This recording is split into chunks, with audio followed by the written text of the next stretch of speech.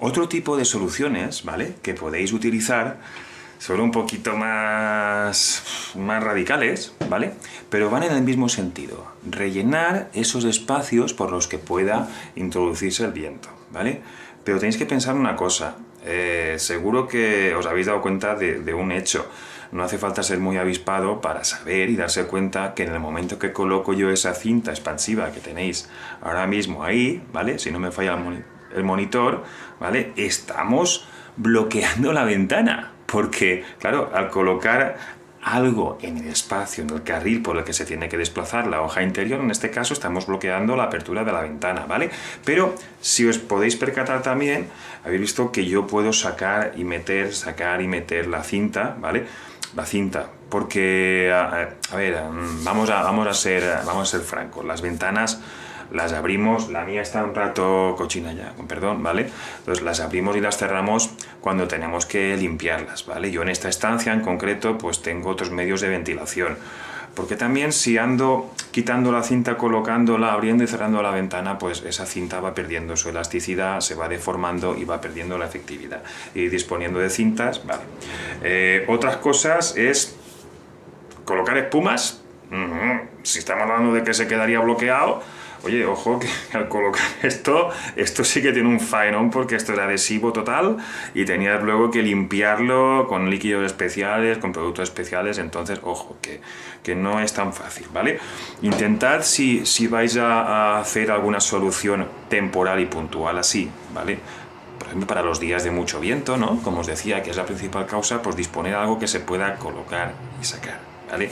Otra opción que he estado viendo por internet es lo que se comenta por algunos profesionales, WhatsApp, la reparación de la ventana. Os he dicho que en muchas correderas pues lo que está fallando es el felpudillo, lo que está fallando es el aire que está entrando por ese carril, ¿vale? Entonces hay soluciones para colocar elementos que hagan estancos esos pasos de aire, pero son soluciones muy especializadas y para colocarlas bien por un no profesional, la verdad es que no confío en que se puedan quedar bien, ¿vale? Yo creo que lo correcto es el término medio, calidad-precio, buscar algo que tengamos bastante a mano, que no haya que invertir mucho dinero, ni mucho tiempo, ni mucha búsqueda, ¿vale? Y algo que nos resulte sencillo colocar, poner, que nos resulte familiar. Lo siento, hay que ser un poquito MacGyver para solucionar las cosas temporalmente sin mucho dinero, ¿vale? Se quedarle un poquillo al coco. Si os ha dado alguna idea lo que os enseño, pues perfecto. Y si no, oye, pues siempre nos quedará el recurso de cambiar la ventana, porque, ¿vale? Pues justamente hoy tenía yo una buena ocasión. Os lo voy a confesar, ¿vale? Hoy vamos a cambiar esta ventana. Vamos a cambiar esta ventana porque la adquirí hace un tiempo, en el verano, y estamos en febrero casi, bueno, en enero, ¿vale? Y hoy va a venir el compañero que me va a ayudar un poquito con la instalación. Voy a intentar hacerla yo, ¿vale? Esto que nos sirva de precedente, no os dejéis llevar por esta forma de trabajar. Tiene que ser un profesional que venga y haga este trabajo, ¿vale? Entonces yo voy a tener a la mejor persona, creo que es al responsable comercial de la firma que me está ayudando, ¿vale? El cual pondremos una pequeña propaganda en este vídeo, como Dios manda, ¿vale? Una pequeña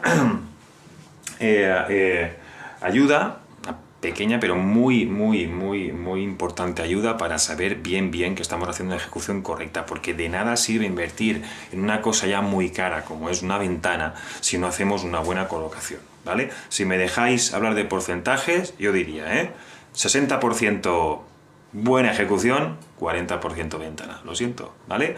¿Algunos se decantarían al revés? No. Yo me dedico mi 60% a la buena ejecución, ¿de acuerdo?